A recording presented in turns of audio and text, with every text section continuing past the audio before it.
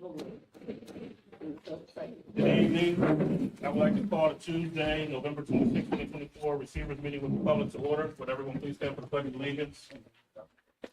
I pledge allegiance to the flag of the United States of America and to the republic which is one nation, under God, indivisible, with liberty and justice.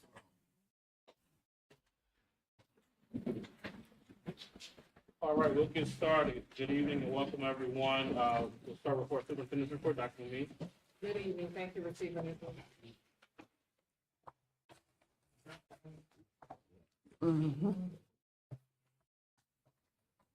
So good evening to everyone who's here today and to everyone who may be watching. A few days for you for the month. So we had announced that we received $1.6 million. We were awarded with us to make improvements to our facilities. And we are excited about this opportunity with projects at Chester High School. So there's more to come and we will be sharing. Next slide. We also would like to thank the Philadelphia Union for their donation to our soccer team, providing laptops to our students.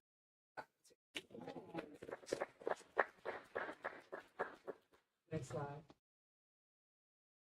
I would like to introduce to you today Mrs. Biggs, who is in the audience. She is executive assistant. So we look forward to her on this team, her journey. She has 25 years of experience in healthcare, and we look forward to how we will work.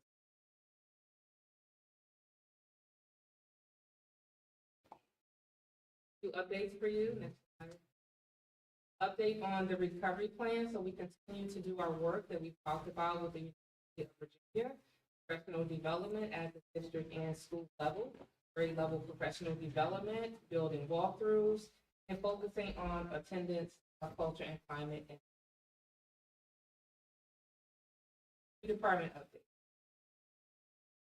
So our business office is making progress on the 2020 draft audit, and that is expected to begin by the end of November. HR department, a few updates here. We've received resumes for our accountant positions in the business office, and interviews are beginning. There are several key areas here with the Department of Equitable Learning and Support around our initiatives, whether it be diversity, equity, inclusion, and belonging, social emotional learning, and support for our homeless students and families. Please continue to follow us. If you follow us on our LinkedIn page, on our other social media pages, you will see in real time a lot of the work that is being done in this area. In addition to that, this office also represents us across the Commonwealth at different conferences in terms of best practices and what is happening in school. This is led by Ms. Dana Bowles.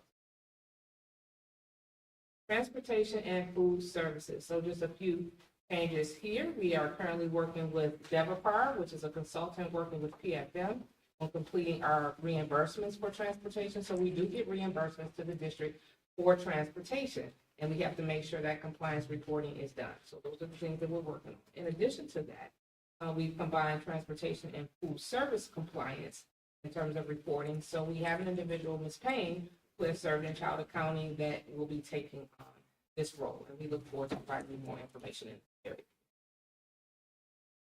Special education and child accounting. So there's a lot happening in special education.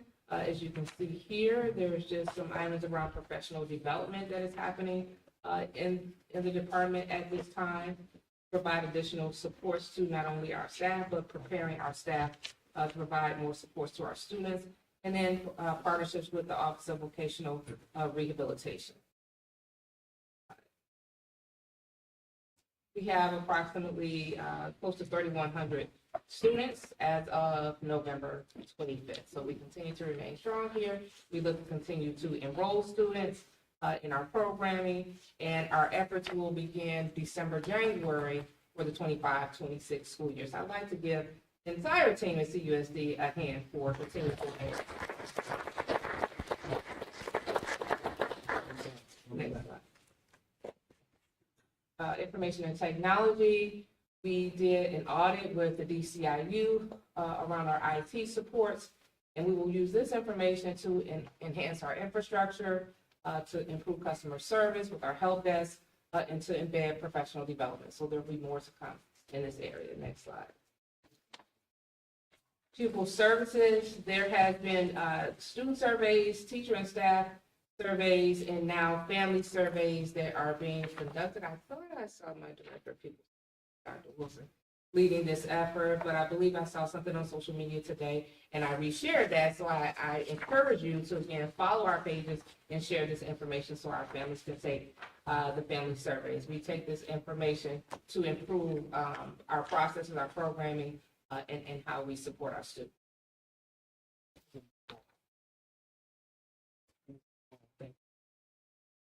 In terms of college and career readiness, this effort is led by Mr. Franklin. There are a number of dates that you can see here. December 4th, there will be a FAFSA workshop. December 5th, a Widener Business Fair. December 6th, CUSD College and Career Fair. And then December 12th, Empire Beauty Schools. There are a number of things that are happening in our district in terms of college and career readiness.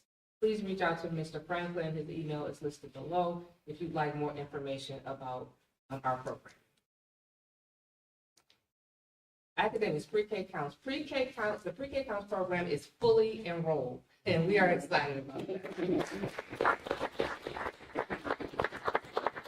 I know that we only get so many slots, but hopefully we can continue to grow in this area. District-wide, there are walkthroughs happening in our schools and on-site school-based feedback for our principals as they leave. Upcoming events, next slide. So tomorrow, we have Staff and Service Day. There's no school, there's no students, and then we have our fall break Thursday and Friday. So we look forward to our students, our scholars returning the following. Next slide. Basketball season schedule. So basketball season begins, boys Tuesday, December 3rd, and girls Saturday, December 7th. Please come out as our basketball teams begin their season. Next slide. Title I Fall Summit is quickly approaching. That is Saturday, December 7th, and we always look forward to this every year. So this is an opportunity to provide resources to our families and just come together and celebrate their collaboration with the school. District-wide winter concert, there's more information to come. Please be looking for that, but that is Thursday, December 12th. Please be looking for more information to come in terms of our winter. Our annual district-wide science fair, Wednesday, December 18th. Very exciting. Again, we have been sharing this information on all of our social media platforms, and we're looking forward to seeing our scholars at the annual science fair. If you would like to attend or are interested, there's contact information before at the bottom from our academic office. Few highlights. Our October staff members of the month. Congratulations to our October staff members of the month. Please raise next slide. So CUSD recognizes Breast Cancer Awareness Month. We have, again, this is something that we shared. This event was held on October 25th, Main Street. This is something that happens every year. Very exciting. And thank you to Main Street and CUSD Goes Red. So this was November 15th, and this is in recognition of our children and youth and homelessness. Next slide. Our football team ends the season with a 10-2 record, but we always support our teams, our football team and our cheerleaders, and we still want to give them a hand for an amazing season.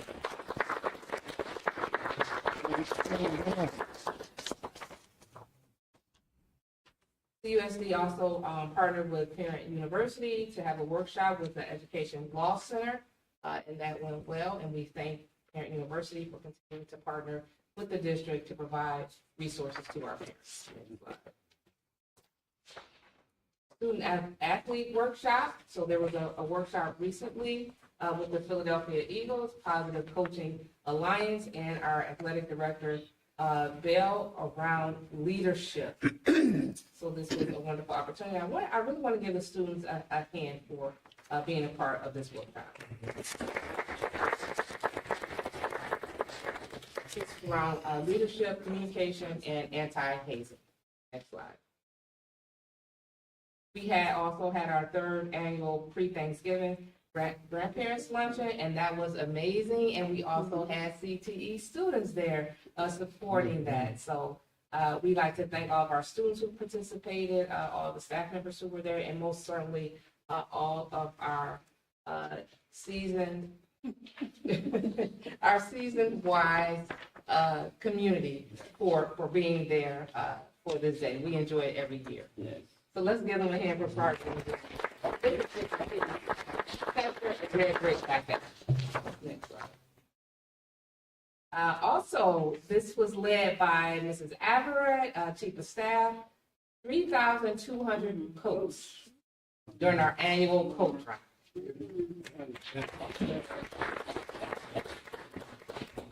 Next slide. So STEM TV News has begun. Please chime in on our YouTube channel. They have their first episode. Please continue to look at that throughout the school year. Next slide. Upcoming events, I just want to point out quickly two areas. Again, November 28th and 29th, our fall break. Next slide. And then our winter recess, which will be December 23rd through January 3rd. Happy Thanksgiving to everyone who celebrates. Next slide. Thank you. That's it.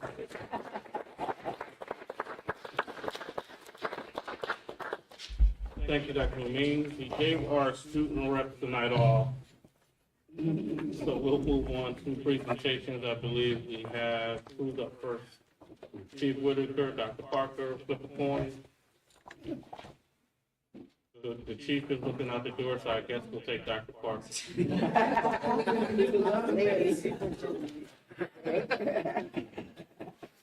evening, everyone. Good evening.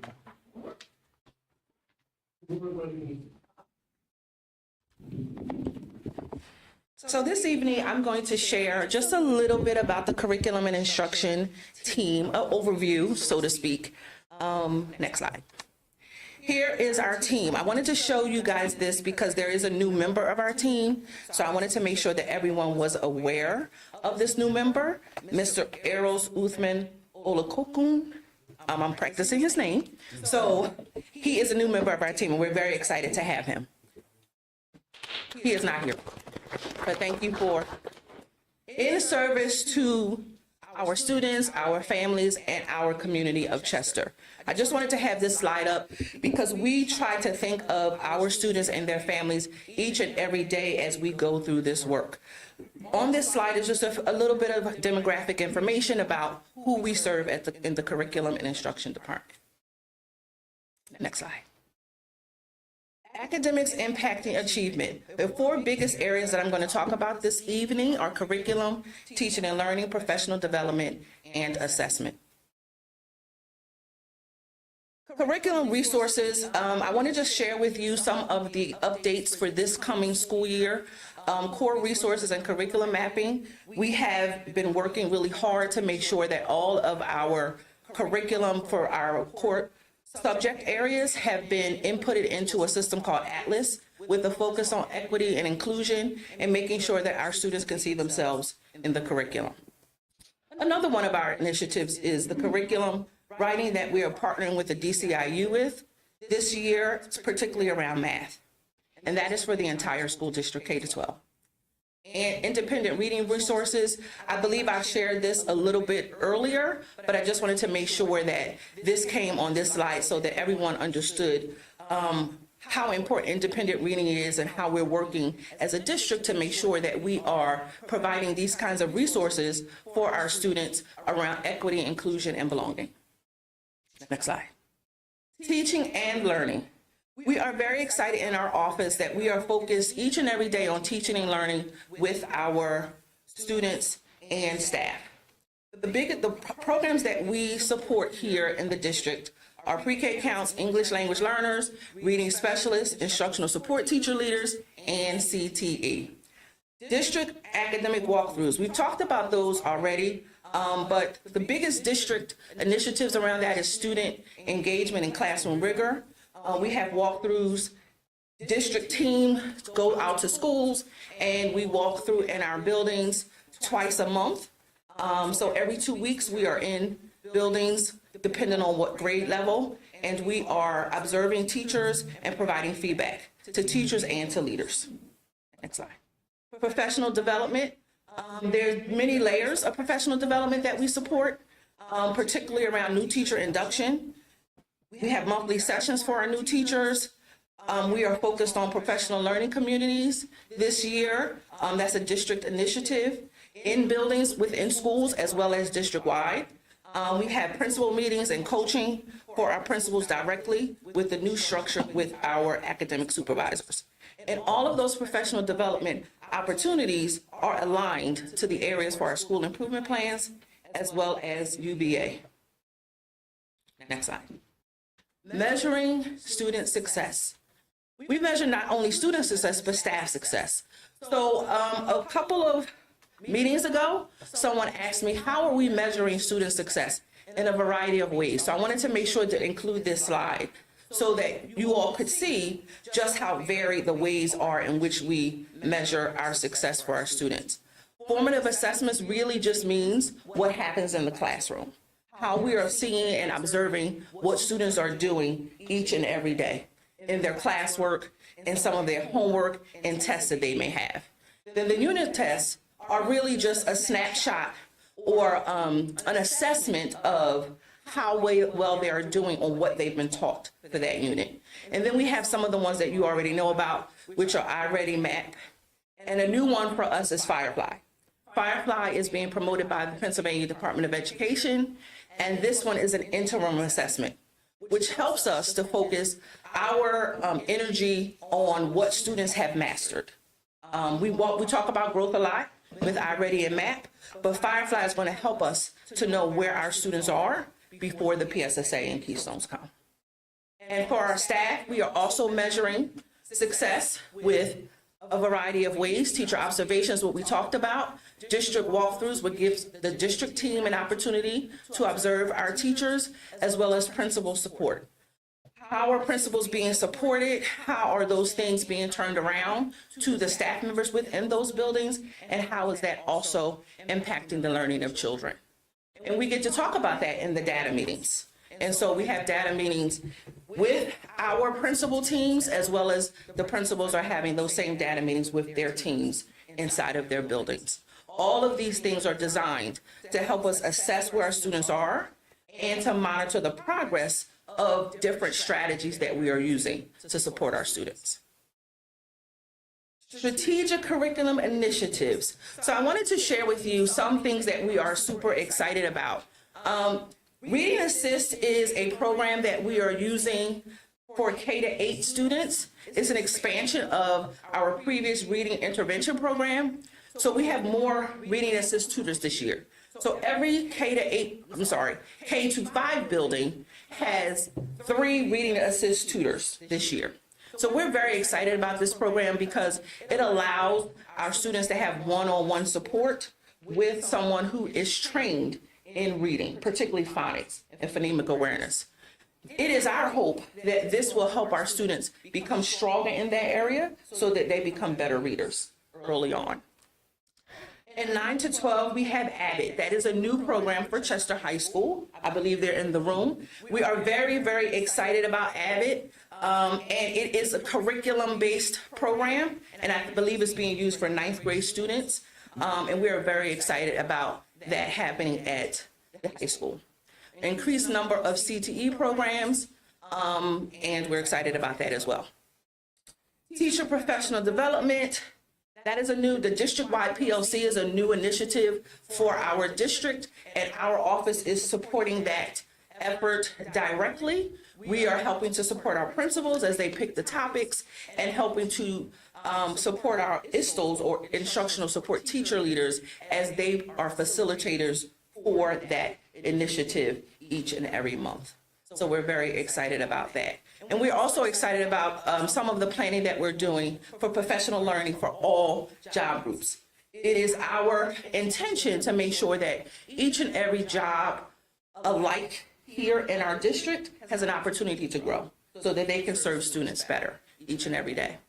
And lastly, we have a K-8 program focused on fluency in math, first in math. This is a program that we've been using for, I think, since last school year, but I wanted to make sure that everyone knew about this program as we are focused on making sure that our students sort of shore up their ability to be fluent in math, particularly around computation and those kinds of, and algorithms and things of that nature, just having their basic skills shored up so that they are able to problem solve better. And next slide. District academic events. So I wanted to have this slide here just for anyone who would like to plan ahead. You can take down these dates really quickly. The science fair is December the 18th. The spelling bee is February 4th. Oratorical contest is also here, March the 26th. Math 24 challenge is May the 1st. And we do not have a date for the Heritage Bowl, but we are in contact with someone from the city of Chester so that they can give us that information, and then we'll make sure that that gets put out as well. And we do not have a date for the Reading Olympics, but we will have a team this year from Chester Upland, and we're very excited about that. And as soon as we have that date, we will share that as well. Contact us anytime. We are here to serve you. Please do not hesitate to reach out to any member of our team.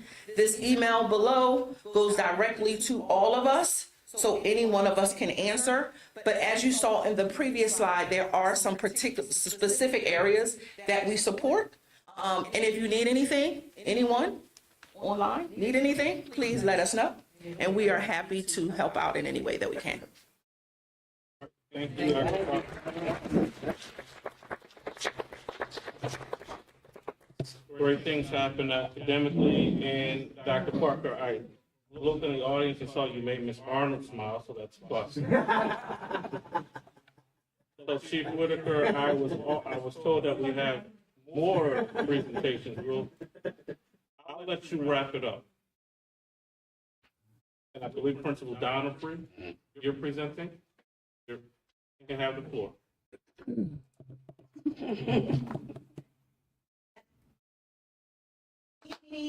The first exciting news is really far because I have a wonderful assistant principal. Her name is Dr. Tina Hewitt. She couldn't be with us tonight, but she's a wonderful addition to the team. We're excited to have her. Microphone. You need to get on the mic. So I wanted to kind of share, as you know, we're working with University of Virginia. So I wanted to kind of share those goals and then kind of talk through a little bit of what we're doing. So obviously, we want to increase our ELA proficiency in all of our students. Same thing with math. We know we need to increase those scores. And we know that in order to do that, we have to have students at school. So our biggest push is really increasing student regular attendance, which is when we consider them regular attenders when they're there for 90% of the days or more. And this year, our goal is that at least 64% of our students will demonstrate regular attendance. And you will notice that the UVA goals align, no, go back one.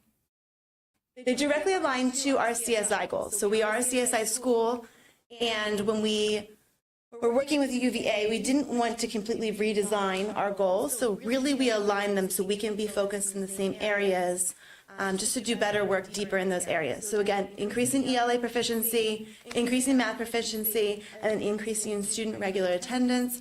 And the growth numbers are about the same for our June goals. All right, so a little bit of what we're doing to meet each of these goals. In English Language Arts, we have implemented Beable, which is a reading comprehension program that our students are finding really engaging. At the middle school level, when they log on initially, they take what's called a RIASEC, and that is a college and career inventory. So then as articles are given to them, it really aligns in those areas. So if a student takes it and it shows that they have a lot of interest in animals and medicine, they're going on their path to receive articles that are about medicine and are about animals, and then it's going to kind of point them in the direction of veterinary medicine. And so they don't necessarily realize, but really they're exploring areas that are going to align to where they may end up later. And we're also participating in the district PLC sessions in order for our teachers to get to really collaborate with teachers at ESA's middle school, because we're teaching in the same city with the same materials, and having that opportunity to really collaborate has been really meaningful to our teachers so far. Not the last thing, but the other really big rock that we're doing is working in close reading. So when students attack a text, whether it's at their instructional level or their independent level, we want them to have the tools to really understand what they're reading, not just read it and move on. So close reading asks students to read the text more than one time. And each time they read, they have a different focus. So this is kind of split up. But it's a graphic that our teachers designed that we're using across the building in every classroom, where the students know that the first time they read it, they're really looking at vocabulary, they're really looking at the main idea. They read the second time, and they're not begrudgingly reading again. So they're reading again knowing that, was there something I didn't understand the first time that I'm looking for? Are there any other key words that I was looking for? And really, where's the author coming from? What's their purpose? And then the third time, they are really looking back at inferences and digging a little bit deeper. This is the second year that we've really been working with close reading with some support from the IU. And we're seeing that our teachers' capacity to work around it is really increasing. Our students are really starting to do this automatically and not having to be prompted each time that they're working with a text and we're asking to do close reading. Okay. Next in math, in classrooms we're using iReady, as the district does, really to use it as an intervention tool, but also an acceleration tool. So if a student is grasping a concept, they're going to receive lessons that are accelerating, that are building on their skills. And I was pausing because iReady works two ways. One is they have a learning path. So based on their initial diagnostic, iReady gives them a path, but the teachers can also assign, which is great, because then if we're working on something in class and I know that you're really strong, I can assign you lessons to move you further as a teacher. So that's working really well for the students that are grasping the concept. They're not just waiting for everyone else to catch up to be able to move on.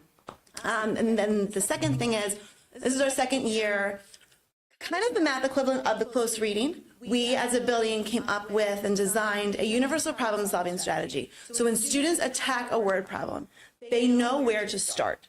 They have a really scripted way that they're going through it. So they read the problem, they're circling important words, they're boxing, so they box, they circle, they underline, so they know what the question's asking them. And they reread it again. They make sure that they understand what's being asked. And they work through this so that when they get to a word problem, they don't just stop. They know exactly how to start. And that's half the battle, is just getting started. So again, this is our second year with this, and this is going really well. Our students, when they see something, they don't get afraid that the words are standing in the way. They know how to start. So that's fantastic. Next. All right, attendance. So I'm most excited about attendance. Last year, we designed the 90s Club. And if you know, when you were around in the 90s, it's a really fun time, a lot of bright colors, and we celebrate like it's the 90s. So any student, each marking period, who is there for 90% of that marking period gets a celebration. So we're getting ready to, I think December 9th is our first celebration, and we had to postpone it because we had way more students than we anticipated, which is a really good problem to have. So, yes, we're getting there. Yes, I know. I have the number on the next slide. So my first picture is, those are students who made the 90s Club for the entire year last year. So their name is up in the cafeteria for all to see for the year. Their parents saw it, they saw it, they're super excited. And then this year, about 3 weeks ago, I handed out these little green papers that you would have thought were like golden tickets. And it essentially told students, you know, there have been this many days in the marking period, there's this many left, you've been here this many, here's how many more you need. And they were carrying those green papers around, just happy as can be, because they were almost there. And if you go to the next slide, it's going to show you, maybe not, oh, okay, wait, go to the next slide, and we're going to come back to this. I'm excited. Keep one more. Okay, so here's the numbers. So in our first marking period, we had 205 students that were here for 90% of the time. Clap for that, it's really good. Because if you look back last year, we had 79 students the first marking period last year. So we more than doubled this year. So we're super excited about that. So I'll talk about the other numbers and we'll go backwards to the really super fun part. So when we looked at last year, some of our lowest attendance days were the days you would expect. Half days, days before a break, things like that. So we really targeted those this year. And so at the top, you'll see that last year, the 3 half days that I cited were all 67% and below. But the 3 this year, we are 75% and above. And yesterday was a 1-day a week, we had over 80%. So that is huge, huge, huge, huge. But if you back up, I'll tell you why. Go back again. Go back one more. There we go. Okay, so when we last year really did some work with students trying to find out what would make you on those days get up and come? What is it? And we know that not every student feels overly successful in the classroom all the time, and they're not maybe going to get out of bed for that reason. However, they were very clear that they wanted, in their words, more fun stuff. So, okay, middle school, we can do fun stuff. So we looked at the calendar, and we picked out 18 of what we anticipated to be the lowest attendance days. Those half days, the days before breaks. And then we really talked to students. We thought, all right, what can we do on those days? And we implemented clubs. So what clubs is every teacher, we have about 23, came up with an idea, something that they're interested in, something that they know something about or they would like to learn about. And on those days, we have clubs. So about an hour at the end of the day, every student, so those are the flyers, they voted for their top 3. Here are the 3 that I would really like to try. We put them in them, and we're doing 3 6-meeting cycles throughout the year. So we just finished our first cycle, and students got to pick their club. So for that hour, they get to go there. So we have everything from garden Legos. We have manga, which is like a Japanese comic. We have comic book. We had outside, we had soccer, running club, and volleyball in the gym, softball, that's what it was in the back, softball. We had chess, we had finance club, they came up with their own business plans. We had dance, we had cosmetology, they learned how to braid hair. Anything you can think of, we offered, and the students had trouble picking which one they wanted to do. So the good news is now that we've done one cycle, now next week they'll re-vote, and we'll put them in another club. What the students don't realize is they're building a relationship with an adult that they might not normally interact with, but now that's their club leader. They're maintaining relationships with students in other grades that they might not usually interact with, but they have similar interests. And a lot of them are trying something new. The garden club all went home with little succulents after their last meeting. They also are germinating seeds to plant in the greenhouse that they built outside. So they're really doing good work, and they just think they're having fun. And so we've had a ton of students say, I only came, it's club day tomorrow, right? I'm only coming tomorrow because it's club day, right? And I have to share, I had a student who, her parents came up for an early dismissal, and she looked and she said, I can't leave. And they were like, no, we're going to go to lunch. And she said, no, it's club. I have dance today. I have to go to club today. And she stayed, and they left her, and they came back at the end of the day. So it's working, and we're really excited. And a lot of it is because our teachers are excited. So they're sharing something that they're interested in. And some of them, the teacher that did manga said, I have no idea about it, but a lot of kids would like it, so I'll try it. So we got her the books, and she's been doing it, and they're having a really good time. So that is what we're crediting our attendance to. I think that's the end. Oh, wait, go to the next slide. The next slide, you just have some pictures of our club. So cosmetology, I think that the middle one, they made masks in theater club. The bottom one, I think they were working on the comics. And then one of our counselors was battling in chess. So super fun, we're having a good time. There's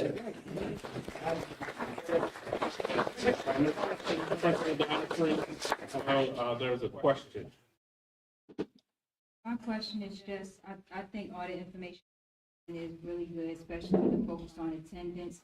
But I heard you say with iReady, and I know because my children have it at home, that it can show you when a child is above level. Yes. And so once you see that a child is significantly above level, what do you do with them? Because do you have an alternative math or reading class that they can go into so that they don't feel like their stuff in the classroom that they're in, because once a child's mind gets beyond the grade or the space that they're in, then that's when you start seeing that progress turn to behavior, because they're not. Absolutely.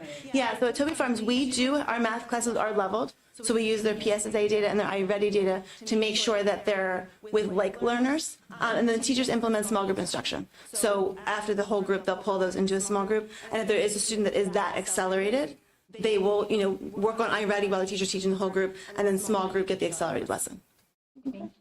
Great job. Excellent.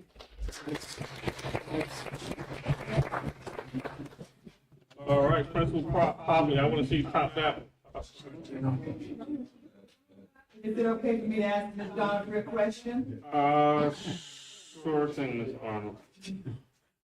I was excited to hear the list of programs that you all are offering again at Toby. My question is, are we still going to do the road vote program?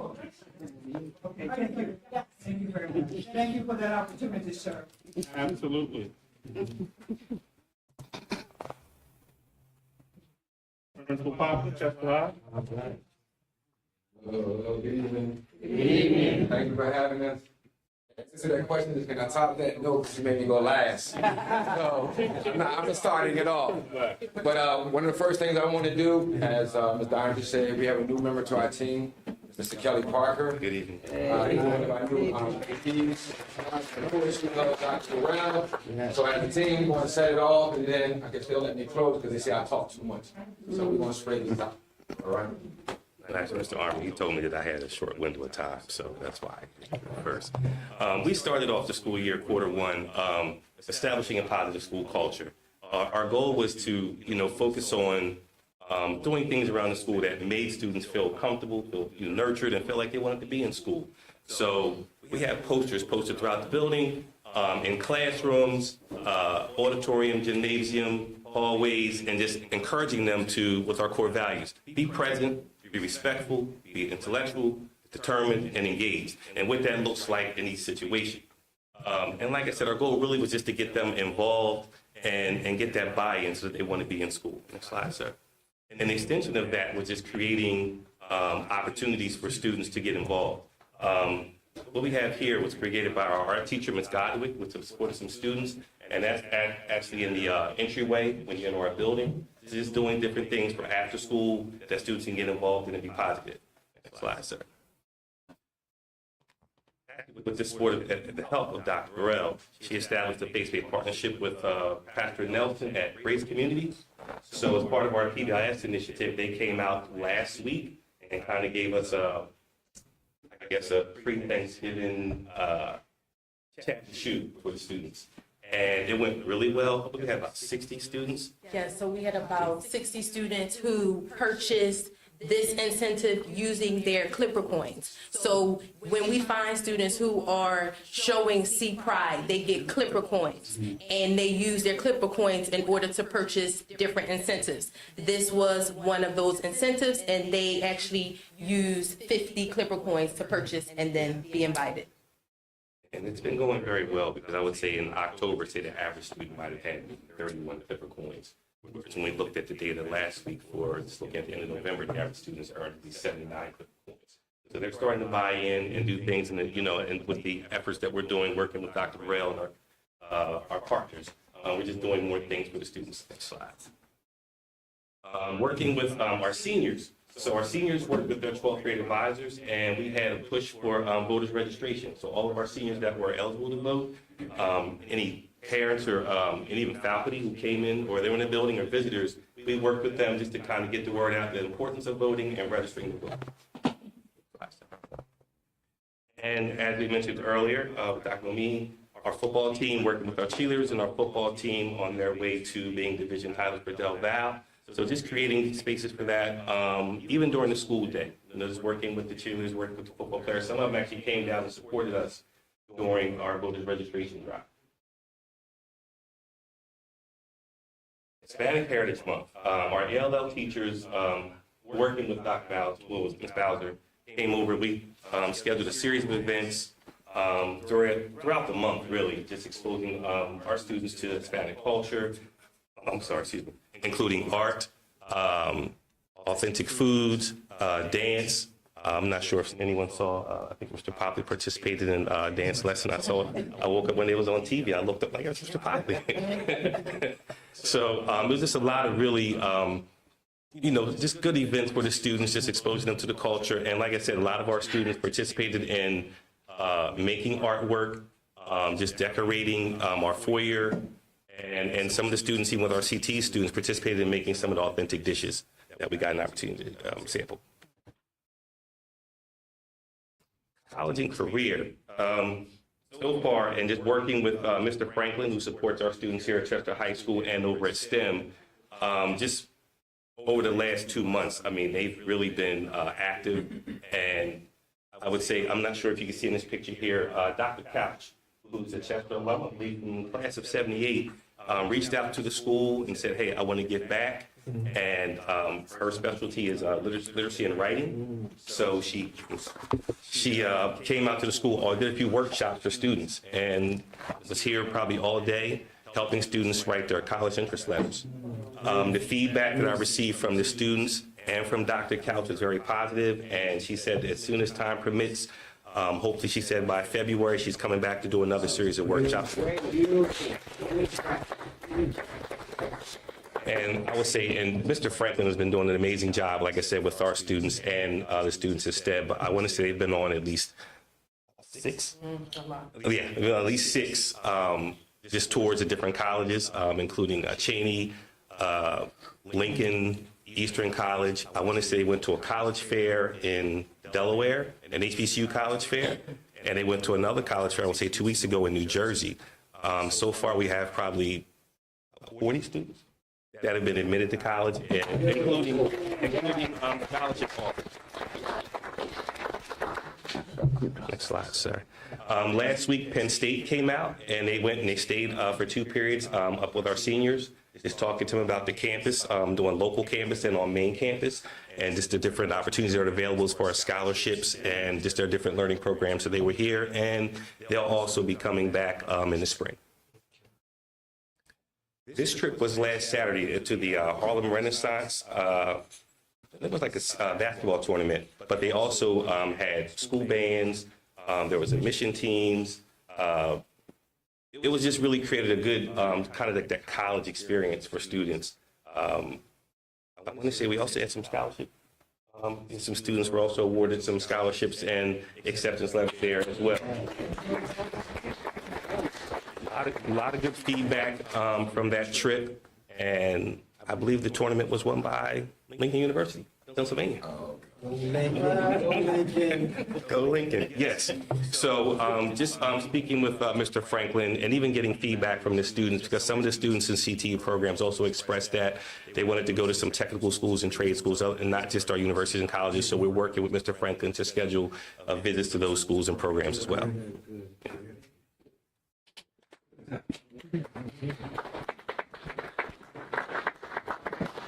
All right, so at Chester High School, we're also always going to push instruction. And what you see before you are our goals. So by June 12th, 2025, the 61st through the 100th percentile will increase by 15% as measured by the MAP. And if you look, you can see that currently, there is 11% proficient, but by the end of the year, 11 plus that 15% is going to get us to that 26%, right? So the goal is to increase the number of students who are proficient. By June 30th, 2025, all English language learners will improve their English language proficiency by at least 1 level as measured by the WIDA Access. And if you click, we're going to do this by incorporating our AVID strategies, particularly Wicker. We talked about AVID and how they are preparing our students for college and career. One strategy, which incorporates many strategies that they have, is the Wicker, which discusses or improves writing, inquiry, collaboration, organization, and reading inside of the classroom. So that is our push in all of our classrooms in the high school. Also, in order to reach these goals, all students will use IXL 30 minutes per week. And that is a differentiated program where students are on a path that they need, which target skills that they need to push them further.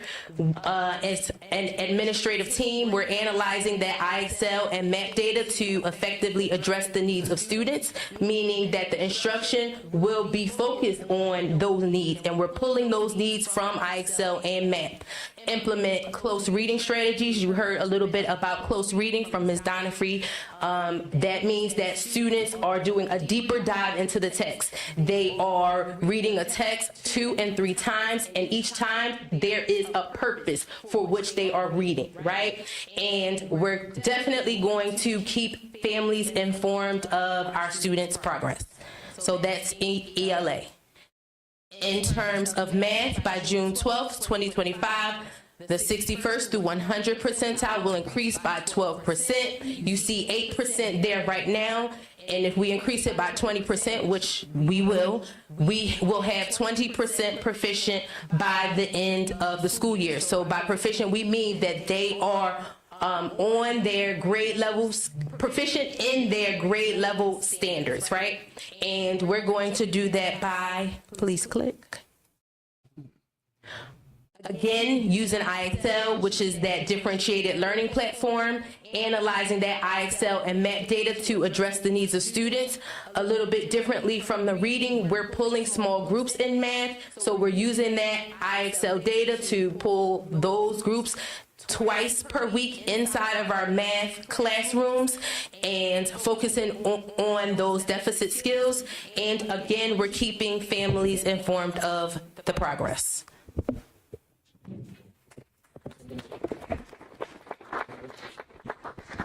So as we start off the school year, you know, we are CSI school, but we are also part of UVA.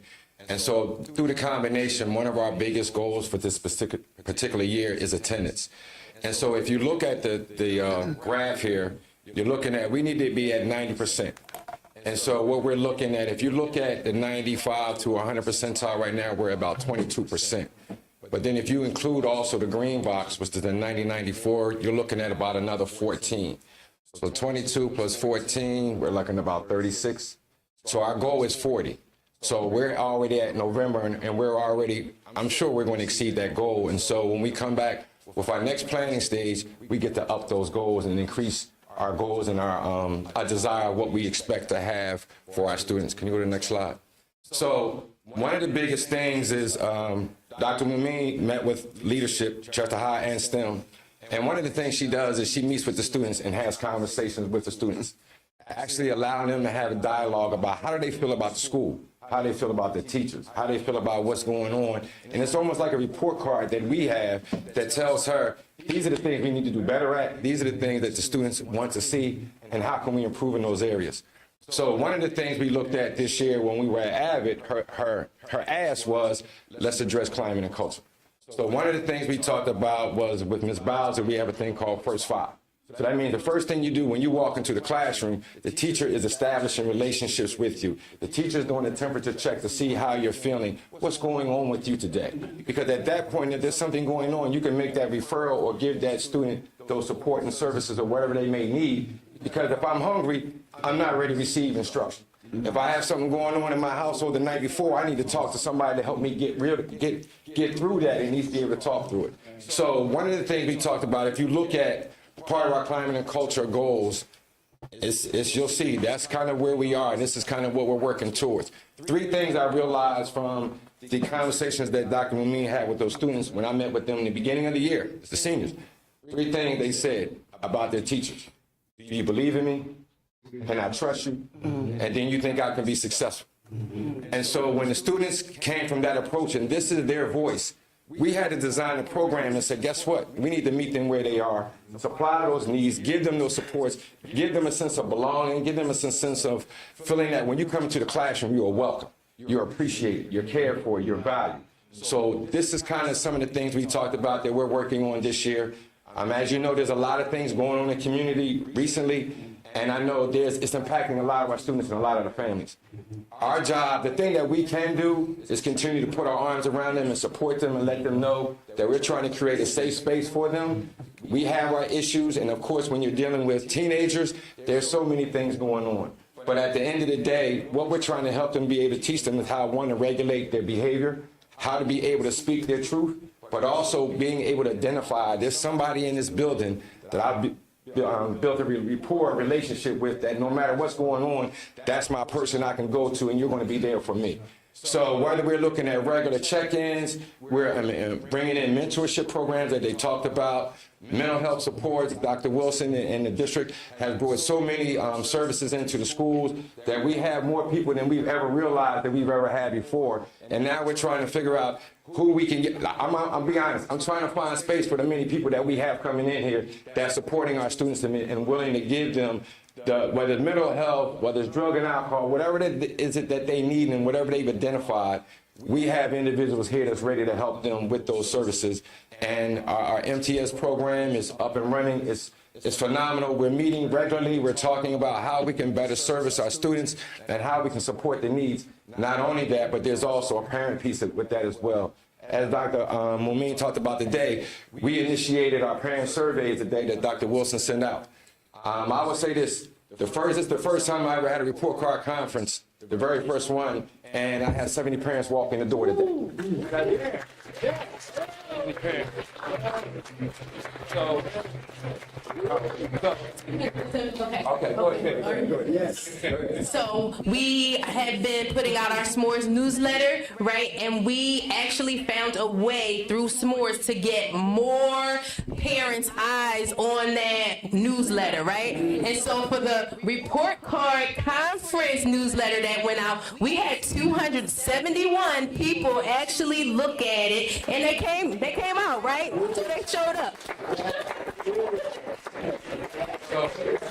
So finally, there's a competition, if you can't tell, among administrators, and it's good. But one of the things, like we said, we also want to talk about is we really did a really good job of increasing our communication. Whether it's through T3 Media, AES Consultants, whether it's through our website, whether it's through Pastor Nelson, or all the parent engagement and individuals that come into our school, we're talking to them and saying, hey, as Dr. Momin always said, we got to talk about our story. We got to tell our story and tell it from the narrative that what we want people to know and the things that we're doing. We've had so many, Mr. Washington, we have so many contractors and individuals that our community organizations are coming in and saying, what can we do and how can I help your school and what can I do for your student? From buying, just bringing in keychains for the lanyards we have different grade levels, so each individual grade level has their own color. All types of things that we're having, and then also look out, be ready for Throwful Thursdays. I'm just saying, that's right, on Thursday, starting after the holidays, you guys will hear about that in the next presentation. We'll be talking about that as well. But once again, increasing student involvement, having focus groups so that students can actually talk about what's on their mind, what is it that they want, and then just, as we said, just promoting, strengthening our relationships, and also just encouraging and making our students feel that they're welcome and they're supported. And at the end of the day, I think we're doing an excellent job, and we're going to continue to do that in that fashion. As you can see, they saved me for last, because I can stand up here and talk all day and brag about my students and brag about all the things we're doing, but I'm not going to do that. They made me go last. Hey, I got a timekeeper back here, and I know it's close to 7 o'clock. But I just want to say thank you for the opportunity. We're going to continue to do what we do, and when we have the next board meeting, we'll come back and we'll give you some more of our story. Thank you very much.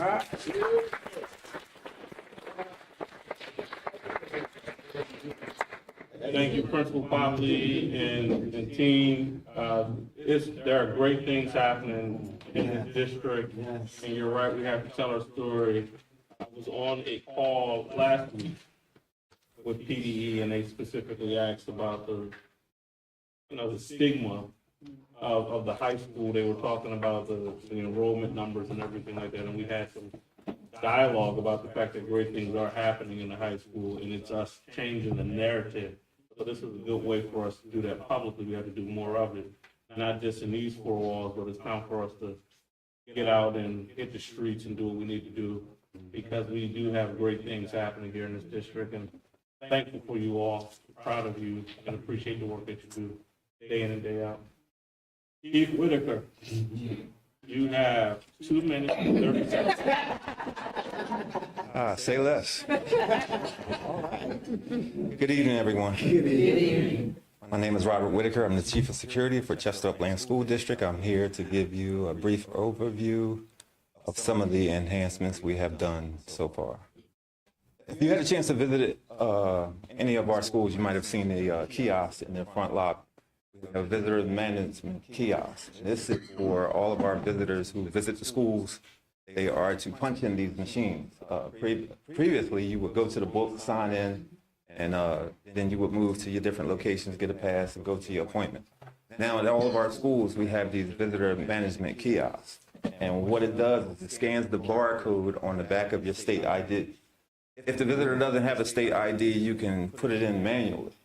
The unique thing about this visitor kiosk, it's also connected to the National Sex Offender Registry. Wow. So if there are sex offenders who come up to the school, it will send an alert. It'll send me an email or a text message to let us know that we have a sex offender on premise, and we'll follow through with the proper protocol and how to handle that person to get them secure to have a meeting away from the student body.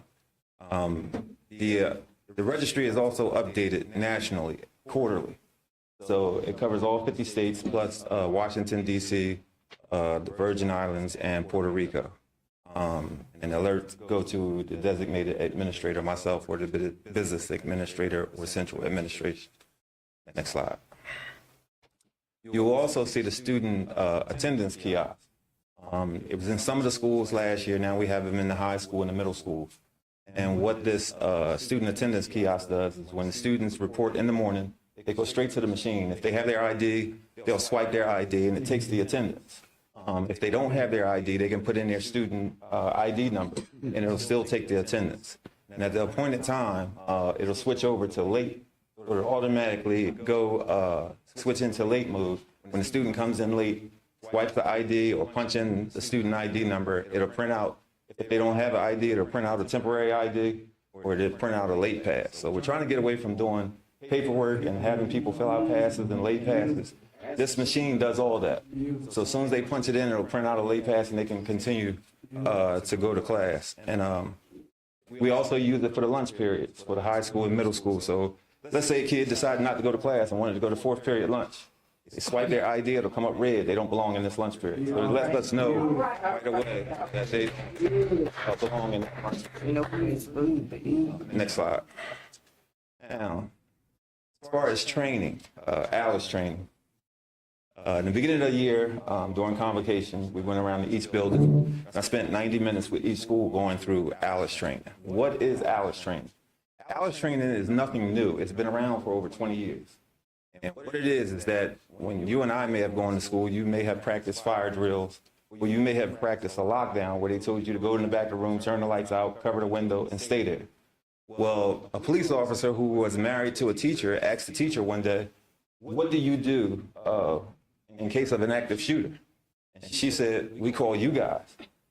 And he said, well, what do you do in the meantime? She said, nothing. We wait for you to get there. So they sat down and they formulated this training, the ALICE training. And this is for the school community, and they're even teaching this to businesses now, what to do until Superman gets there. So it's a different type of training, and it starts to make sense. I remember when I first saw this, I was a little leery of it because it didn't seem to make sense, but as I got into the training and began to talk to staff about it, it became clear. ALICE is an acronym. A stands for alert. Recognize the sign of danger and receive real-time information. So if the teacher is in a room and you hear shots being fired outside, you'll notify climate security, the principal, building administrator.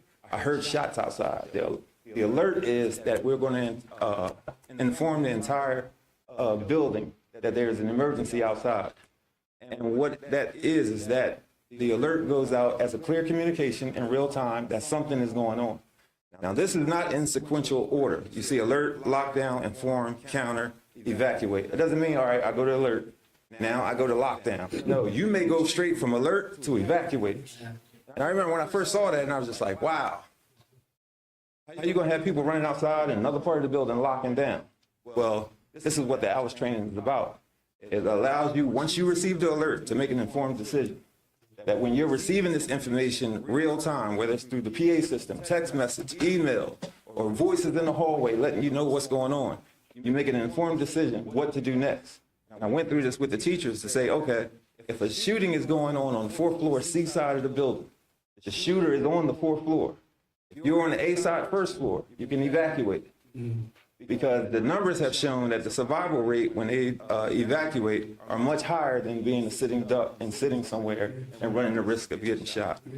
Lockdown, of course, lockdown has changed. Remember they say go to the back of the room.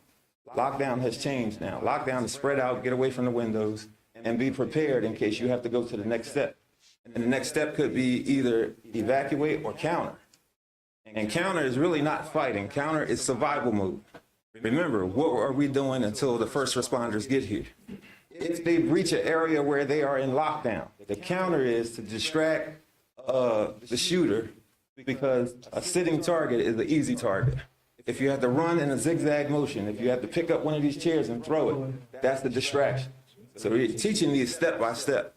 We're going to go in depth with the teachers and the staff on how to do these things, barricading the door, the proper way to barricade a door, and what those things look like. So alert, lockdown, inform, counter, and evacuate is basically an overview of what the training is about. I don't want to go into too much detail about this Alice training for obvious reasons, but I just wanted to give you a brief overview of it. Next slide. Okay. We enhanced our security through the visitor management, student kiosks, and continuous improvement to our school safety through technology and ongoing training. So you might hear that we're doing drills at our buildings every month. We have fire drills, we have shelter in place, we have lockdown, we have various different drills where it's shelter in place and you got to move out of the classrooms. You might have to move the student body to the auditorium because some kind of storm is breaking out the windows.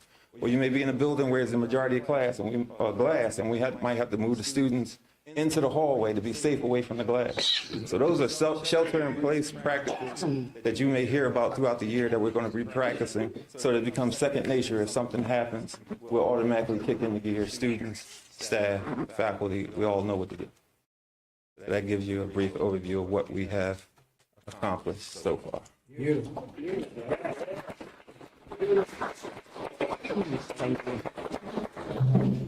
Thanks, Chief. All right.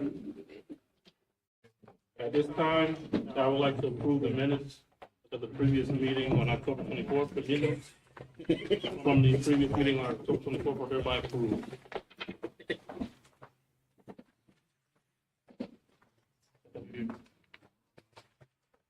Next, we'll have public comment on action items only. Ms. Adrian Arnold, 2601 McCary Street.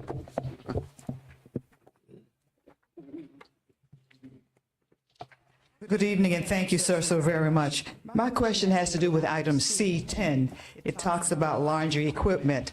I read what is there. Could someone who is sponsoring this talk a little bit more about why that equipment is needed, how it will be used, and give us a broader picture about that initiative? I saw the athletic director here, but Mr. Robertson probably can chime in. And go ahead, Mr. Robertson. I was going to. Good evening. Take this where I got it. Stay ready. You ain't got to worry about getting ready, right? So that's pretty much for the Title IX thing. So we realized that the girls didn't have washer and dryers like the guys had the washer and dryer. And we want to get the ladies up to par. We want to get everything right and have them feel like, you know, they're part of this process here. So that was for the washer and the dryer for the ladies' locker room.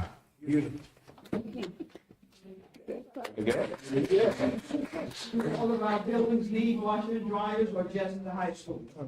We'll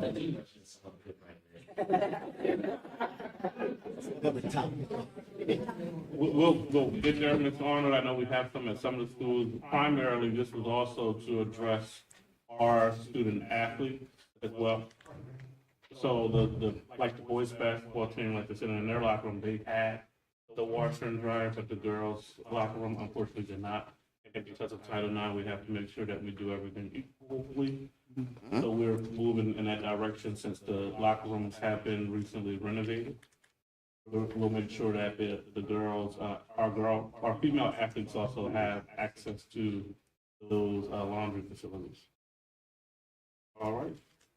With that being said, under our education agenda, items A1 through A9 are hereby approved. Items A1 through A9 are hereby approved.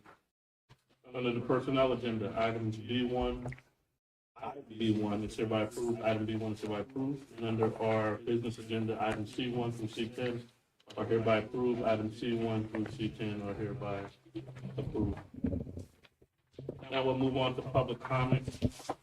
General public comment, please, when your name is called, step to the microphone. You have 3 minutes to offer your public comment, and we will get back to you with some police to, well, it's the holiday. We'll be back to you by Tuesday with the information posted to our website. Our first public comment is Ms. Trina Johnson.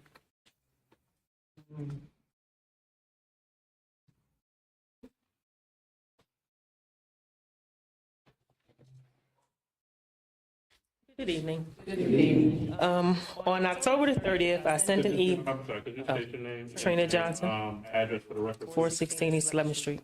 Thank you. On October 30th, I sent an email to transportation@chesterupland.org about bus 56, first student for STEM Academy, pick up 651 Elkington Boulevard and Houston Street. I received an email back from a Marva Payne. I was expecting to hear back from Mr. Mosley. She said that she would get in contact with the transportation company. On November the 7th, I sent an email to Mr. Mosley's number. Someone gave me his number to get in touch with him. The same day, I actually saw Mr. Mosley about 2 hours later after I sent it. I told him that I sent a message to his phone. I explained to him what was going on. He told me he would look into it. I haven't heard back from Marva Payne. I haven't heard back from Mr. Mosley. On November the 11th, I sent an email to Principal Brown over at STEM Academy. I have not heard back from him either. My concern is that the students at that time were coming out of their homes in the dark, being dropped off in the dark at a bus stop in a park. Some of these students may depend on the breakfast that is served at school, and the bus is getting them there late every day. As of yesterday, the bus is still late. The bus is supposed to be there at 6:51. She gets there between 7:03 and 7:15. I don't know who I need to talk to now in order to get this rectified. Dr. Lamina and I will check with you after this meeting, if you don't mind. Okay. Thank you. Thank you. Ms. Sylvia Richwell? Sylvia Richwell, 107 East 23rd Street. Because it's late, I'm gonna keep it short. Question. I went to parent-teacher conference today. I'm having son at STEM in 11th grade. Why are we still on COVID grading scale? A little bit of informative. Have a son who likes to procrastinate. He thinks it's okay to do all the work at the last minute and turn it in. Somehow he knows he's still going to get good grades if he do it at the last minute. I don't think that's cool. It's not COVID no more. These kids should not be getting away with being able to do the work at the last minute and still getting it graded. Cell phones in the class. Question, not feast. We got 3,100 students, so it's at 6,000 parents. Are you scared of them? I'm actually not. I could give a. When we went to school, it gets confiscated. We play with Nintendos, Game Boys under the desk. They go in the closet till your parent come pick it up. It's not fair for the teachers to have to go through this. I can take the phone. His friend can bring him another one. Let's see. I wrote them down. Like, we really need to do something about these cell phones. It's really, Guardian. Guardian is getting paid for security for computers, right? Why are the kids still accessing Netflix in class? The teachers are able to see what's on the student's screen. Somehow they figured out how to trick the system. I don't know if they're changing the servers, what they're doing, but during instruction time, these children are not displaying the things on their screen that should be there. The security is breached. These kids have figured it out. Follow up with what Mr. Popley said. Let Mr. Armour, because I'm concerned about that, but Mr. Armour. Go Guardian. Go Guardian. Go Guardian. Greetings, I'm Eddie Armour, IT Director for Chester School District. And what you're saying is actually correct. So what we do typically is I get a report from Go Guardian. When Go Guardian, which is AI driven, sees that there is children that's visiting websites that's not appropriate, I send that report to the principals, and the principals will then contact the parents and say what's going on, right? So there are certain websites that they access after school, right? And we still, that's a good thing about Go Guardian. Whether you're in here or you're home, if you're using a trusted device, we still have that protection on it, right? So another one is a music platform that students are using. Every now and then I'll get lyrics that are not acceptable. My only concern is why is it happening during class hours? Well, so Paid for? there was a recent breach. I'll say a breach because some of my kids were able to slide their screen on their computers and what she's saying is actually correct. So one of the teachers here at the high school reported that to me. I escalated the ticket to Go Guardian because what Go Guardian should do is the teacher should be able to lock it down. And so we're trying to figure out what's happening. Are the kids using another operating system that they've installed on the Chromebook? Something weird is happening. Well, what we should probably do, Mr. Armour, I know I did this somewhere else, on our server or network or whatever language we use, you just should when they're here, I couldn't get on Facebook at the city of Chester when I was there. You couldn't get on. People were shopping at the Target. We cut all that stuff out. Right. You were on that network, our network. So maybe we just need to do that. But we'll talk. Right. Yep. I think it's a way. Definitely. So we can block certain, if it comes up and we say we need to block this, we can definitely block it. It's not a problem. Okay. The teacher don't have to walk around, they can see from their computer what's on every kid's screen, but the teacher don't have time to be a babysitter too, when we're paying for the desserts. Another thing is, like Mr. Popley was saying, we have a big bullying problem within the district. A thing that we benefited from when we were kids was the DARE program. It's a lot of drugs slipping through middle school cracks. These kids on pills, they smoking weed, they smoking vapes, and they're bringing them to school. What can we do? What kind of programs, other than what we're already doing, can we implement for the middle school kids? Because we can slow it down a little bit before they get to high school. But what do we have for them? I keep saying bring back their program. Because also that allowed some students who were going through a lot of things outside of school to confide in an officer who didn't look like them, who we don't exactly accept from our own community that we see every day. The last thing is teachers who don't teach. I'm kind of over it. They're giving out worksheets or they saying read page 10 through 27 and answer the questions and then they go sit down. So I don't know what, lesson planning when the teachers, why are they not teaching the kids? Like my daughter got all A's, but she still got teachers who don't teach. So what does that mean for the rest of the kids who don't know how to follow by themselves? They're getting left. That's it. I don't need no answers either. I just need something to be done about this stuff. No, and I think what I would like to do, if you don't mind, is schedule some time for us to talk, because you have a lot of intel stuff. The first time I'm hearing about it, and maybe if we can sit down and we can put something together so we can go in and start making some.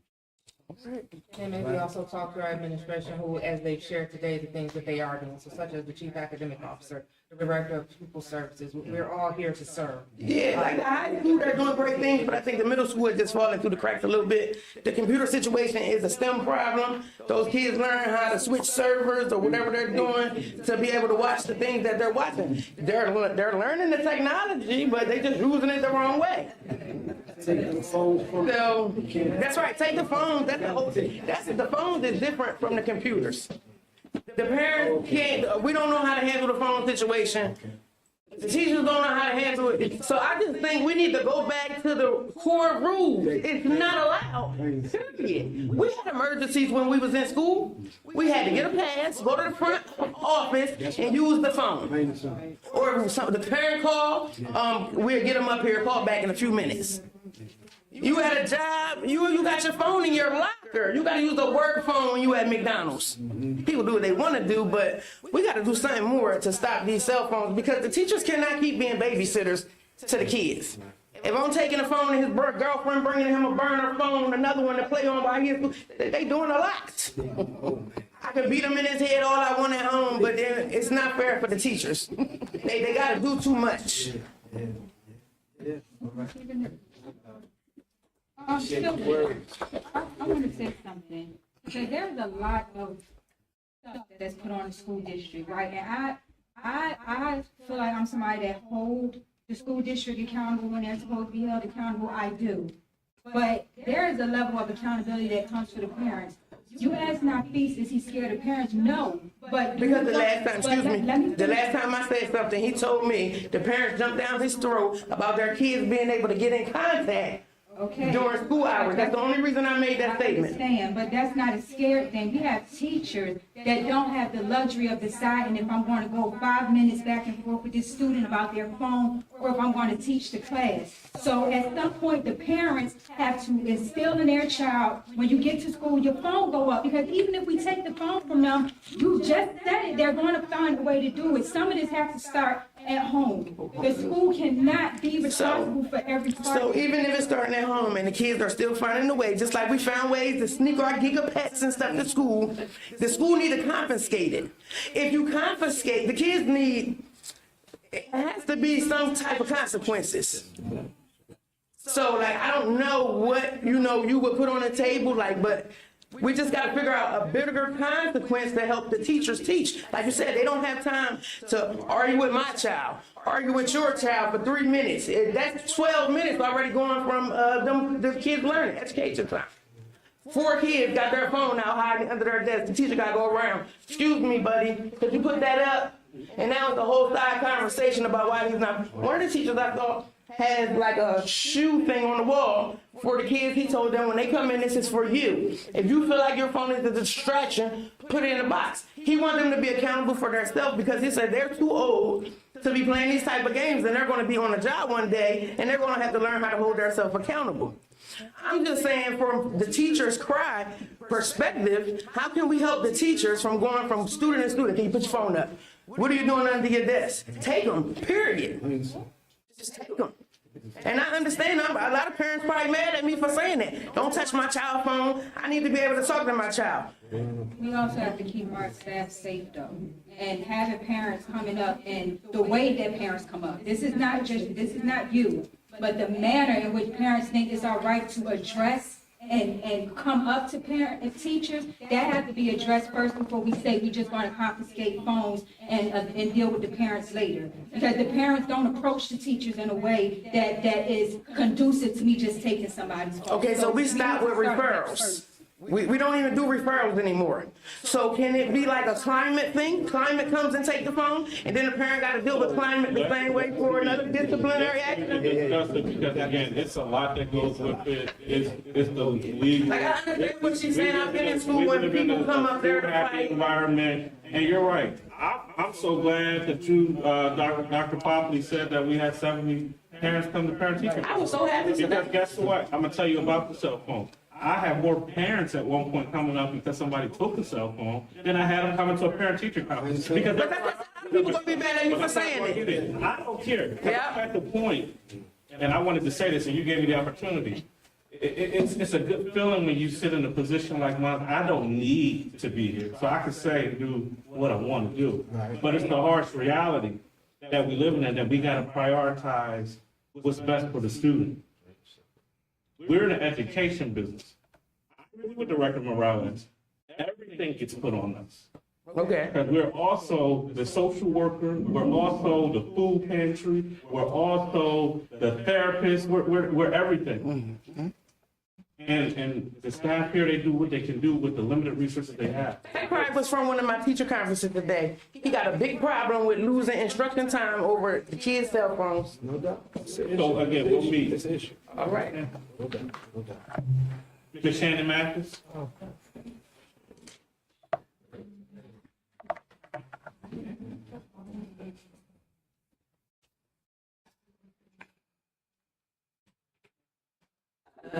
Good evening, Shannon Matthews, 100 West 23rd Street, Chester, Pennsylvania. First, before I actually say what I wanted to say, I just want to say to Ms. Donna Free and to Mr. Popley that I am super, super excited about the direction that they're going in, improving attendance, making the school safer. When students feel safe, they can begin to relax and learn. So I'm excited about that, and thank you. Both of you for doing such a great job. That gets me to something that's personal to me. Some of you may or may not have heard that I have a scholarship for students graduating from Chester High School that is available at the Penn State University campus, Brandywine, straight up the street, maybe 7 minutes. It is in my name. It is a nice, little amount to give students just a jump start if they are graduating from Chester High School, which of course that includes STEM Academy, so please don't, Mr. Brown's not here, so I'm okay. So don't take it that way because it's Chester High School and STEM Academy, but it's for students. So we're in November right now. I don't know who's applied to where, but I'm hoping that we have students who have applied to Penn State. It is straight up the street, world-class university. And again, there is some money attached to going there, coming from here. So I'm hoping and hoping and hoping that someone somewhere is working on getting a student or 2 or 3 to apply that will be qualified to get into the university to receive some of this money. And I will tell you, I'm from Chester born and bred, Chester High School class of 1983. Worked here 25 years. I will always look out for Chester, but I will tell you that if Chester is not responding, that the money will go in a different direction because I'm not going to let it sit. So I'm here to say, we're November, so let's start talking about it. Let's start looking at it. I know they were here before they even mentioned, Chester High School mentioned they were here. I knew they were here. I know they're coming again, and I know that they're also trying to do some different things to get students out to the campus to see it. I'm working on that side of it. But I need on this side the cooperation to be for it to happen so that we can, make this a success story. And that's really my biggest thing. Thank you all for everything. Ms. Morales, I thank you for what you said. I appreciate you coming to the meeting, but I want you to understand, and this is a very real thing. Receiver Nichols said it. Ms. Morales said it as well. Parents have got to parent their children. My baby, who was born in 1995, I sent him to kindergarten with a cell phone. He still has that same phone number, and he never, not one time, pulled that phone out in school because he knew he had to answer to me. And that's the bottom line. And he had one time to do it, and it would have been a problem.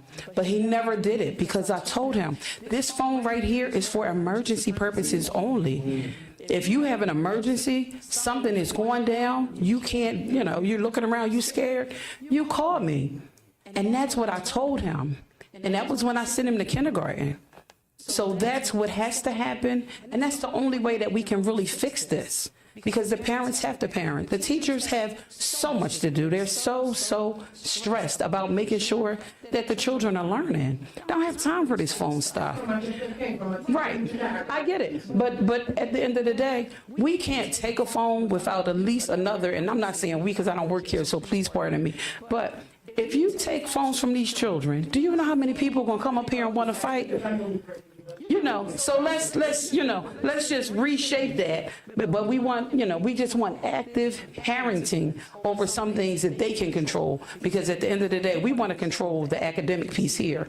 So thank you, Mr. Franklin, Mr. Bobley, Okay, thank you. Ms. Tony Alexander? Good evening. Tony Alexander, 2403 West 4th Street. And I'm about to put it on you, Nafis. October 5th, my daughter won homecoming queen. She raised $1,300. Now, I know they said that the money will go to her senior activities. So prom, tickets, class dues, you know, other stuff. So I'm wondering, you know, she just got her senior portraits done. Is she going to be allowed to use the $1,300 that she raised towards her senior portraits? That's a building level question. I know nothing about that. Okay, so that's why I'm here, because I didn't know. I'm thinking that's probably with the student activities, the class advisor. Okay, so I didn't know who to bring that up And she's to. at STEM, so that would be Miss, I see her face, Miss Murtaugh. Not Miss Murtaugh, but I'm trying to think. Oh. Dr. Jones Lohman is the senior advisor.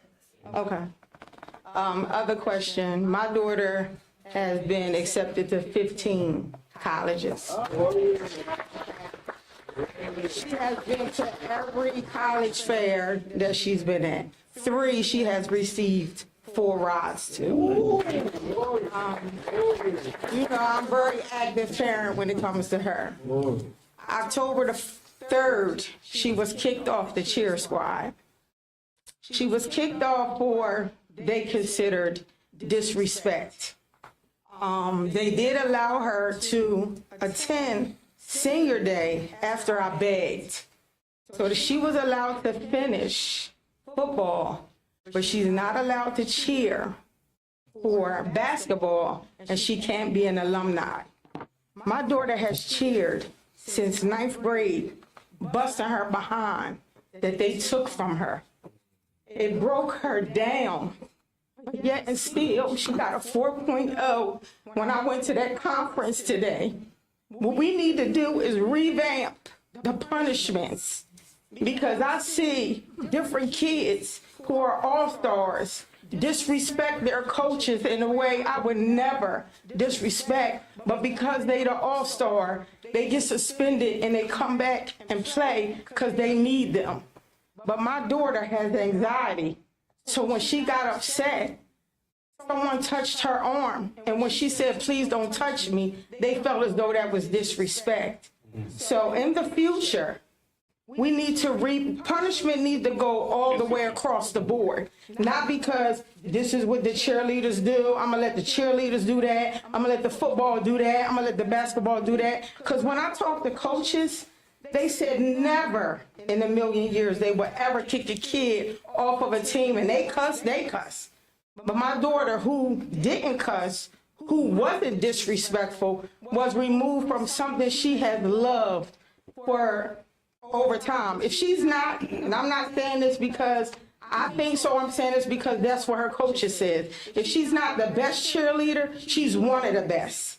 And I don't know if she's being targeted because I'm not liked, which I don't know why I'm not liked. I'm very outspoken. I'm going to say what I got to say, and I'm going to do what I have to do. I have applied for several jobs, climate, that I know that I'm overqualified for, 30 plus years in criminal justice, and yet and still I'm getting walked over. And I'm now hearing stuff as, "Oh no, we'll never hire her." I don't know why that's the case. People don't know me. You know Tony as the loud one, but you don't know me. And I'm a very genuine person when you get to know me. But my daughter, again, she has been accepted to 15 schools. 3 of them are full rides.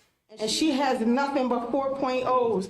And they took the one thing that she loved away from her because they felt as though she disrespected someone who touched her arm.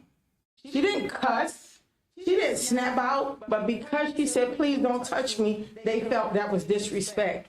But I have witnessed people cuss people completely out and they get to remain. I've seen so many stories, but I'm just saying, maybe over time, because she'll graduate. She's number 6 in her class right now. That's not good for her. Of course, you want more, but over time, we need to have the punishment across the board, not let individuals decide on what they want to do.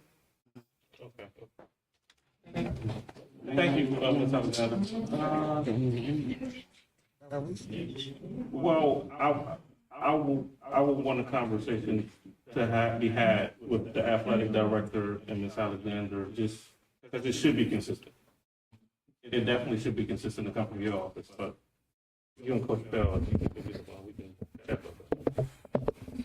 Dr. Fontaine?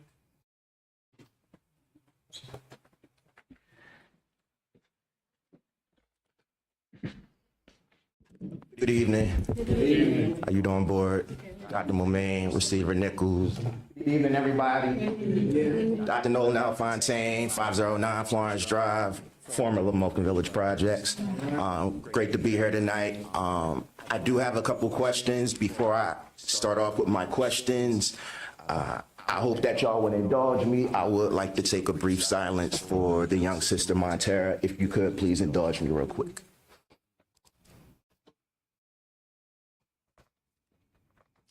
Thank you. The reason why I'm up here, there's a couple parents who I've been liaising with. Unfortunately, they have to work or they're dealing with parental duties, as you know, parents do. However, some of them, their students themselves, they are still hurting just from the incident that happened with the young lady. I am familiar with outside services and providers like Chester Community Coalition, Chester Education Foundation. I'm wondering, one, whatever services or integrated services is the school district offering, and if that is going to be some type of intervention package that we're going to continue to have moving forward, because just being realistic and pragmatic, we know that this will probably happen again, unfortunately. So, And Dr. Fontaine, for the record, we, each and every incident, at that level and other levels, our director of pupil services, we have an entire team, and we partner with a lot of those community organizations, and they come in and offer those supports for our students and staff. So it happens immediately. and thank you for letting me know that, just because, like I said, a lot of the parents who I've been liaising with, communicating with, they're like, my child really just won't get out of this funk. And now it's even affecting me and, you know, how we celebrate the holidays and everything. So thank you for sharing that, just so I can refer to them, you know, when folks have that question Dr. again. Wilson can get into it a little bit more, but if we even know that students need additional supports, again, Dr. Wilson and his team have been great with doing that, but we need to know. So, Dr. Wilson, if you want to, at this point in time. We can talk afterwards, but I would say just give parents my email and we'll make them to the right support. I appreciate that. Second thing, I want to thank y'all for taking the time to talk about the curriculum mapping, equity, and things of that nature. I was a little dismayed when I didn't see anything for American Indian Heritage Month this month. I am a person that doesn't like to bring problems. I'm willing to bring solutions. If the school district, if the community would like to team up regarding that moving forward for next year, that is something that I talked to Dr. Parkinson with about last year. And at the same time, I know you and Dr. Momaine have a new direction and everything, but at the same time, that's something I would like to see for. We have, it wasn't in my report, so I apologize. That wasn't in my report, but yes, we have. Okay. We did. Okay. Well, I appreciate that, Dr. Momaine. Third thing, I also am a part of Parent University. I would like to invite you and Receiver Nichols to either our next meeting, the one before the Winter Exodus, or the first meeting of 2025. So. Okay, then you can tell me not to come. I was there 2 meetings ago. Okay. We usually ask them not to be there so that you can just see the end result of what we do. Okay. But, you know, we'll still be able to- Love to have y'all.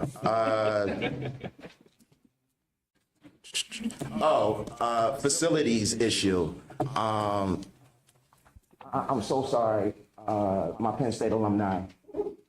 We were at the back door this evening, and it's a little bit of an egress issue, just with the lighting and everything. So I'm wondering if we could get that triaged and fixed by the next meeting, just because I walked up and, you know, Mr. Robinson. I hope I didn't start too much, man.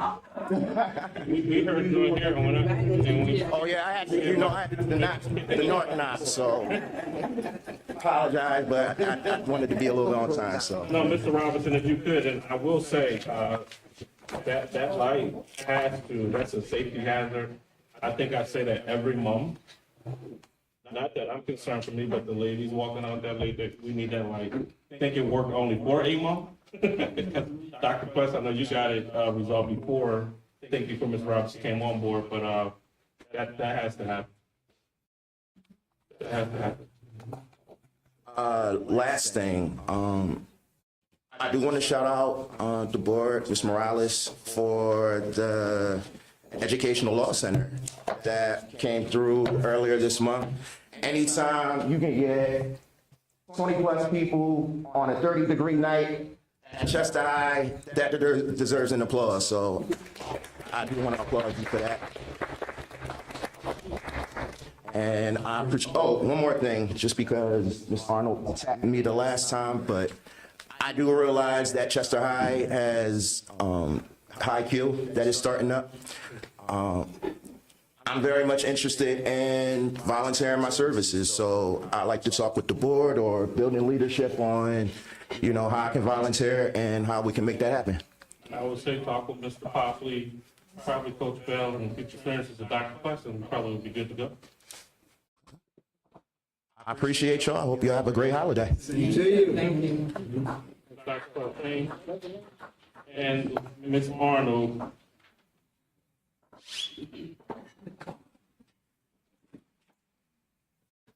Good evening again, and thank you so much.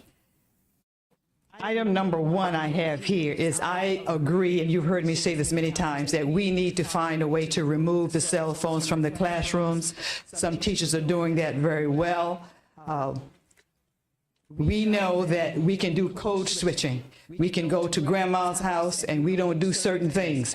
We go to Aunt Pookie's house and we can do other things. So the human mind is able to understand that when I step on certain grounds, these are the rules and regulations, and we can establish that.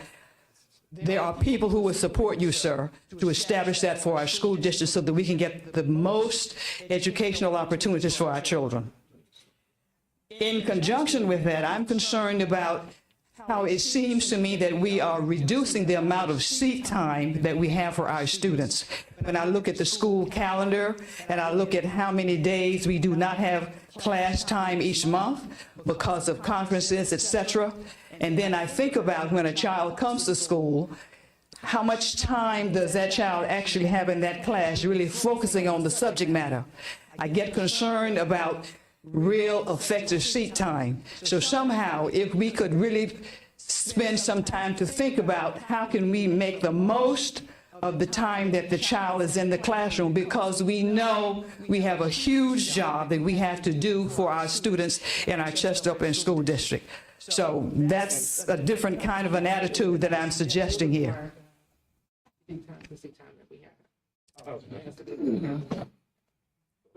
Okay, go ahead, Ms. Arnold. The intercom system in our buildings, this has to be, I think we need to do some corrections with that intercom system because it is not fully operational in every building.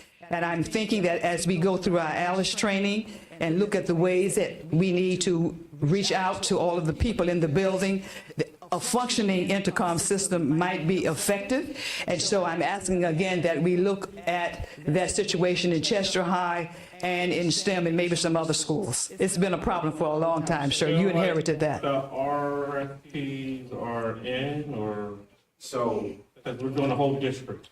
right, so STEM just died. They had a lot of power outages, and they shouldn't have cried. So we're working on having to replace that. It just died. They had a squirrel or something. Oh, I didn't, okay, I didn't know. Yes. It just happened, it just happened. It's the report's crazy. But the other students are to know that we're close to getting those done. Okay, didn't know that. We are still, some of us are still waiting for the publishing of the organizational chart. We did see it some time ago, and I don't think it's on the website currently with the accurate persons in those boxes and a functioning phone number for each of them. So if we could attend to that soon, it would be helpful. If it's on the website, once again, Arnold couldn't find it, so I will say that maybe it's there and I just don't know where it is. I'm not gonna say that it is. I thought I sent an email, but then I don't know if the phone numbers are in the old chart. The direct, we'll get you updated direct.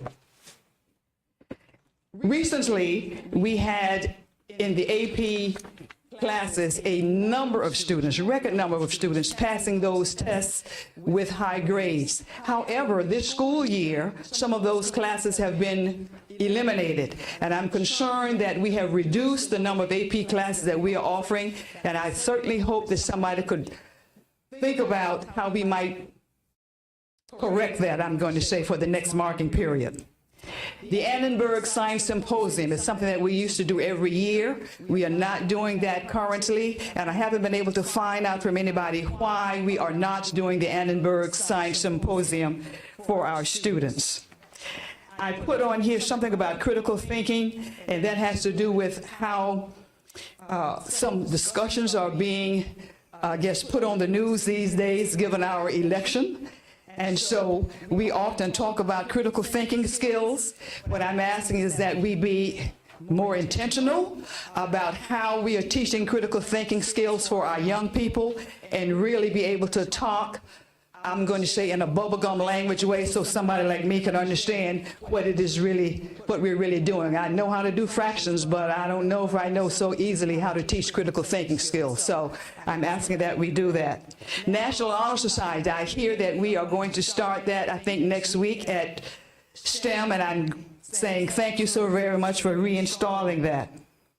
Thank you so much for the progress that you are doing in the locker room for the boys here in Chester High for the football team. I talked a little bit early about it needing some work, and I'm understanding that we're making significant progress on that, and I want to say thank you for that. Given the election and what people are talking about that might happen with education, please hear me. There are some serious discussions happening now about us getting rid of the Department of Education and all of the other things that might mean. And I've been talking about this to any number of entities. My concern is that we will get caught if and when that happens, and we will not be able to continue to educate our children as we need to do. We have a lot of federal programs here in Chester, and if on the national scene, that might mean that some of those programs are reduced or eliminated. That's going to change significantly what we're able to do for our children. And you can understand my seriousness about that. And this is bigger than Chester. It's on a national scene. So in all of your contacts, I'm asking you to reach out to all of those powers that be to see what we can do in order to get ready for that if it comes down the road. Student hearings. Can we please have student hearings and utilize the elected school board? I won't go into that any further. I am very concerned that we have stopped that service, and I think that we really need to reinstall it. Then I heard from Dr. Mumeen and maybe some other persons some wonderful services that we're offering, and I'm asking if we could think about a directory, one place on the website with categories so that people will know what we are offering and will be able to access them with ease.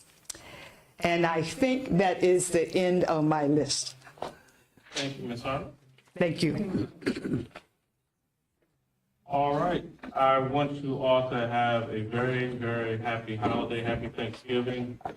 You are appreciated. Eat plenty of turkey, drink some eggnog. I don't drink eggnog. And eat some pie. This meeting is adjourned. Not feast. Not feast. What happened to that grant I gave you?